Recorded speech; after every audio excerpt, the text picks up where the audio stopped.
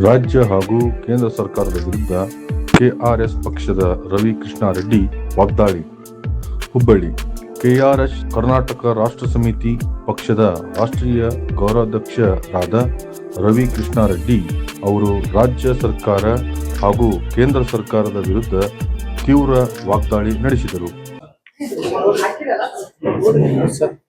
ರಾಜ್ಯದ ಒಳಗಡೆ ನಡೀತಾ ಇರುವಂತಹ ಹಗರಣಗಳು, ವಿದ್ಯಾರ್ಥಿಗಳ ಮೇಲಿರುವ ಆಗ್ತಾ ಇರುವಂತಹ ದೌರ್ಜನ್ಯಗಳು ಕರ್ನಾಟಕದಲ್ಲೂ ಎಲ್ಲ ಸರಿ ಇದೆಯಾ? ಕರ್ನಾಟಕದಲ್ಲಿ ಇವತ್ತಿನಿಂದ ಅಷ್ಟೇ ಅಲ್ಲ, ಒಂದ್ 2-3 ದಶಕಗಳಿಂದ 20-30 ವರ್ಷಗಳಿಂದ ಯಾವುದೂ ಸರಿ ಇಲ್ಲ. ಯಾಕೆಂದ್ರೆ JCB ಅಂತ ನಾವೇನ್ ಹೇಳ್ತೀವಿ, JDS, ಕಾಂಗ್ರೆಸ್, BJP, ಈ ಮೂರನ್ನು ಒಂದು ರೀತಿಯಲ್ಲಿ ನಾಡದ್ರೋಹಿ ಪಕ್ಷಗಳು. ಇಲ್ಲಿ ಅವರ ಕಾರಣದಿಂದಾಗಿ ಅಕ್ರಮಗಳು ನಡೀತಾ ಬಂದಿವೆ. ಈಗ ಕರ್ನಾಟಕದಲ್ಲಿ ಯುವ ಜನರಿಗೆ ಬಹಳ ದೊಡ್ಡ ಮಟ್ಟದಲ್ಲಿ ಅನ್ಯಾಯ ಆಗ್ತಾ ಇರೋದು ಅಂದ್ರೆ ಉದ್ಯೋಗ ನೇಮಕಾತಿಯಲ್ಲಿ KPSC ಮತ್ತೆ KEE ಅಂತ 2 ಮಾಡ್ಕೊಂಡಿದ್ದಾರೆ. ಅದರಲ್ಲಿ KPSC ಅಂತೂ ಇವತ್ತಿಂದಲ್ಲ, ಸುಮಾರು 25 ವರ್ಷಗಳಿಂದ ನಿರಂತರವಾಗಿ, ಅದಕ್ಕೆ ಮೊದಲು ಇತ್ತು, ಆದ್ರೆ 25 ವರ್ಷಗಳಿಂದ ಅಲ್ಲಿ ಅಕ್ರಮ ನೇಮಕಾತಿ ಅನ್ನೋದು ಸಾಂಸ್ಥೀಕರಣ, ಇನ್ಸ್ಟಿಟ್ಯೂಷನಲೈಸ್ ಆಗ್ಬಿಡ್ತು. ಹಾಗಾಗಿ ಇವತ್ತು ವಿದ್ಯಾರ್ಥಿಗಳು, ಲಕ್ಷಾಂತರ ವಿದ್ಯಾರ್ಥಿಗಳು, ಅದು ಮೈಸೂರಲ್ಲಿ, ಧಾರವಾಡದಲ್ಲಿ, ಗುಲ್ಬರ್ಗಾದಲ್ಲಿ, ಬೆಂಗಳೂರಿನಲ್ಲಿ PGಗಳಲ್ಲಿ ಇದ್ದುಕೊಂಡು SIಗೋ, ಇನ್ಯಾವುದೋ SDAಗೋ, FDAಗೋ, KPSCಗೋ ಪ್ರಿಪೇರ್ ಆಗೋದಿಕ್ಕೆ ಟ್ಯೂಷನ್ಗಳಿಗೆ ಹೋಗ್ತಾ ಇದಾರೆ, ಕೋಚಿಂಗ್ ತಗೊಳ್ಕೊಳ್ತಾ ಇದಾರೆ. ಲಕ್ಷಾಂತರ ರೂಪಾಯಿ ಒಂದು ವಿದ್ಯೆ, BSc, BCom ಅಥವಾ MA, MCom ಆದ್ಮೇಲೆ ಆ ಬೇರೆ ಉದ್ಯೋಗಕ್ಕೆ ಹೋಗದೆ 1-2 ವರ್ಷ 3 ವರ್ಷ ನಿರಂತರವಾಗಿ ಚೆನ್ನಾಗಿ ಓದ್ತಾ ಇದ್ದಾರೆ, ಅರ್ಥ ಮಾಡ್ಕೊಳ್ತಾ ಇದಾರೆ ವ್ಯವಸ್ಥೆನ. ಆದ್ರೆ ಇವರು ನೇಮಕ ಆಗ್ತಾ ಇಲ್ಲ. ಯಾರು ನೇಮಕ ಆಗ್ತಾ ಇದಾರೆ? ದುಡ್ಡು ಕೊಟ್ಟವರು ನೇಮಕ ಆಗ್ತಾ ಇದಾರೆ. ಹಾಗಾಗಿ ನೇಮಕಾತಿಯಲ್ಲೇ ಭ್ರಷ್ಟಾಚಾರ. ನಿಮ್ಗೆ ಗೊತ್ತಿರ್ಬೋದು, ಅವನು ಅಮೃತ್ ಪೌಲ್ ಅನ್ನುವಂತ ಪರಮನೀಚ IPS ಆಫೀಸರ್ ಒಂದು SI ಪೋಸ್ಟ್ ನ 2 ಕೋಟಿಗೆ ಮಾರ್ತಾನೆ. 2 ಕೋಟಿಗೆ ಒಂದೊಂದು SI ಪೋಸ್ಟ್ 2 ಕೋಟಿ ತಗೊಳ್ತಾನೆ. ಆದ್ರೆ ಅಂತ SIಗಳ ಅವ್ನು 2 ಕೋಟಿ ಕೊಟ್ಟು SI ಆಗಿ ಬಂದಿರೋರು ಏನ್ ಮಾಡ್ತಾರೆ? ಇತ್ತೀಚೆಗೆ ತಾನೇ ಬೆಂಗಳೂರಲ್ಲಿ ಒಂದು ಪ್ರಕರಣ ನಡೀತು. ಒಬ್ಳು ಪಾಪಿಷ್ಟೆ, ಆ ಹೆಣ್ಣುಮಗಳು, ಅವಳು SI, ಅವಳ ಹತ್ರ ಒಂದು ಯಾವುದೋ ಪಾಪ ತಮ್ಮ ಕುಟುಂಬದ ತಮ್ಮ ಮಗಳ ಮೇಲೆ ಬಾಲಕಿ ಆಕೆ ಅಪ್ರಾಪ್ತ ವಯಸ್ಸಿಗೆ ಅತ್ಯಾಚಾರ ಆಗಿತ್ತು. ಆ ಕುಟುಂಬದವರು, ಮೇಡಮ್ ನಮ್ಮ ಮಗಳ ಮೇಲೆ ಇಂಥವ್ರು ಅತ್ಯಾಚಾರ ಮಾಡಿದ್ದಾರೆ, ಇವಳು ಅಪ್ರಾಪ್ತೆ, ಪೋಕ್ಸೋ ಕೇಸಲ್ಲಿ ಇದು ಕೇಸ್ ಆಗ್ಬೇಕು ಅಂತ ಹೋದ್ರೆ, ಪೋಕ್ಸೋ ಕೇಸಲ್ಲಿ ಆಗ್ಬೇಕು ಅಂದ್ರೆ 1 ಲಕ್ಷ ಕೊಡ್ಬೇಕು ಅಂತ ಆ ಏನು ಅಪ್ರಾಪ್ತ ವಯಸ್ಸಿನ ಬಾಲಕಿಯ ತಾಯಿಗೆ ಈ ಪಾಪಿಷ್ಟೆ ದುಡ್ಡು ಕೇಳ್ತಾಳೆ ಅಂದ್ರೆ ಅವಳಿಂದ ಎಷ್ಟು ದುಡ್ಡು ಕೊಟ್ಟು ಬಂದಿರ್ಬೇಕು? ಯಾರಿದಕ್ಕೆ ಕಾರಣ? ಅವಳು ಯಾರು ಕೊಟ್ಟಿರ್ತಾರ? ಅವನು ಯಾರು ಕೊಟ್ಟಿರ್ತಾನ? ಅವನು ಯಾರು ಕೊಟ್ಟಿರ್ತಾನ? ಕೊನೆಗೆ ಇವ್ರೆಲ್ಲ ಯಾರು? ರಾಜಕಾರಣಿಗಳು. ಅವ್ರಿಗೆ ಆಯ್ಕೆ ಮಾಡಿದವ್ರು ಯಾರು? ನಾವೇನೆ. ಗಂಡಸರಿಗೆ ಲಿಕ್ಕರು, ಹೆಂಗಸರಿಗೆ ಕುಕ್ಕರ್, 2 ಬೆಳೆದಿರೋ ನಿಕ್ಕರ್ ಹಂಚಿದ್ರೆ ಜಾತಿನೋ ಕೋಮನೋ ವಿಚಾರ ಹೇಳ್ಬಿಟ್ರೆ ಕಳ್ಳರಿಗೆ ಖದೀಮರಿಗೆ ನಾವ್ ಇವತ್ತು ಓಟ್ ಹಾಕ್ತಾ ಇದೀವಿ. ಹಾಗಾಗಿ ಇದೇನ್ ವ್ಯವಸ್ಥೆ ಅಂತೀವ?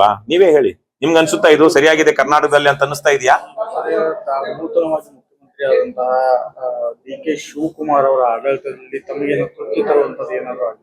DK ಶಿವಕುಮಾರ್ ಮುಖ್ಯಮಂತ್ರಿ ಆಗಿರೋದೇ ಅವಮಾನ. ರೌಡಿಸಂ ಮಾಡ್ತಾ, ಅಕ್ರಮಗಳನ್ನ ಮಾಡ್ತಾ, ಅಲ್ಲಿ ಅಕ್ರಮ ಗಣಿಗಾರಿಕೆ ಮಾಡ್ತಾ, ಅಕ್ರಮ ಖನಿಜ ಏನು ಮೈಸೂರು ಮಿನರಲ್ಸ್ ಇಂದ ಅಕ್ರಮವಾಗಿ ಖನಿಜವನ್ನ ಶೇಖರಣೆ ಮಾಡಿಕೊಂಡು ಕಬ್ಬಣ SR ಹಿರೇಮಠ ಬಹಳ ದೊಡ್ಡ ಹೋರಾಟ ಮಾಡಿದ್ರು DK ಶಿವಕುಮಾರ್ ವಿರುದ್ಧ. ದೊಡ್ಡ ಇವತ್ತು real estate agent DK Shivakumar.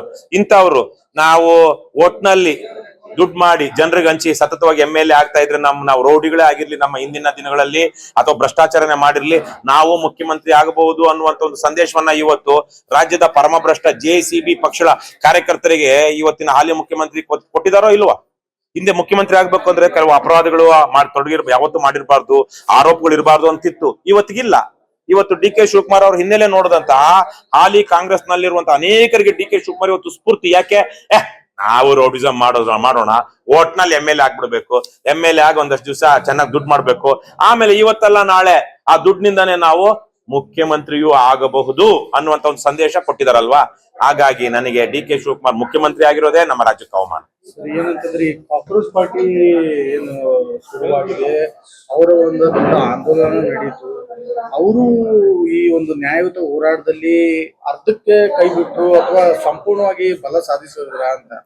ನೋಡಿ, ಕಾಕ್ರೋಚ್ ಜನತಾ ಪಾರ್ಟಿ ಅನ್ನುವಂತಹದ್ದು ಸೋಷಿಯಲ್ ಮೀಡಿಯಾದಲ್ಲಿ ಉಟ್ಕೊಂಡಂತಹ ಒಂದು ಮೂವ್ಮೆಂಟ್.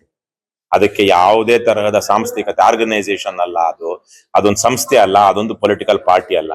ಕಾಕ್ರೋಚ್ ಜನತಾ ಪಾರ್ಟಿ ಅಂತ ಹೇಳಿ ಒಂದು ಏನೋ ಫೇಸ್ಬುಕ್ ಅಲ್ಲೂ ಇನ್ಸ್ಟಾಗ್ರಾಮ್ ಅಲ್ಲಿ ಒಂದು ಹ್ಯಾಂಡಲ್ ಕ್ರಿಯೇಟ್ ಮಾಡ್ಕೊಂಡ್ರು. ನೋಡ್ತಾ ಇದ್ದಂಗೆ ಕೋಟ್ಯಾಂತರ ಜನ ಅದಕ್ಕೆ ಸಬ್ಸ್ಕ್ರೈಬರ್ಸ್, ಫ್ರೆಂಡ್ಸ್ ಅಥವಾ ಫಾಲೋವರ್ಸ್ ಆಗ್ಬಿಟ್ರು. ಹಾಗಾಗಿ ಆ ಶಕ್ತಿಯನ್ನ ಬಳಸ್ಕೊಂಡು ನಾವು ಇಲ್ಲಿ ದೇಶದಲ್ಲಿ ಏನು ಅಕ್ರಮಗಳು ನಡೀತಾ ಇದೆ, ವಿಶೇಷವಾಗಿ ಯುವ ಜನರು, ಅವರೆಲ್ಲ ಜೆನ್ಸಿ ಮಿಲಿಯನಿಯಲ್ಸೇ ಇದ್ರು. ಹಾಗಾಗಿ ಅವ್ರಿಗೆ ಅನ್ಯಾಯ ಆಗಿರುವಂತದ್ದು ಒಂದು ಪ್ರಕರಣ. ಆದ್ರೆ ಈ ನೀಟ್ ಯಾರು ಬರೆದ್ರು ಅವರಲ್ಲಿ ಬಹುತೇಕರೇನು ನೀಟ್ ಆ ಹೋರಾಟಕ್ಕೆ ಬರ್ಲಿಲ್ಲ. ಆದ್ರೆ ಬಂದಿದ್ದೆಲ್ಲ ಬೇರೆ ತರಹದ ಯುವಜನರು, ಇವತ್ತು ದೇಶದಲ್ಲಿ ಎಲ್ಲವೂ ಸರಿ ಇಲ್ಲ ಅನ್ನುವಂಥವ್ರು.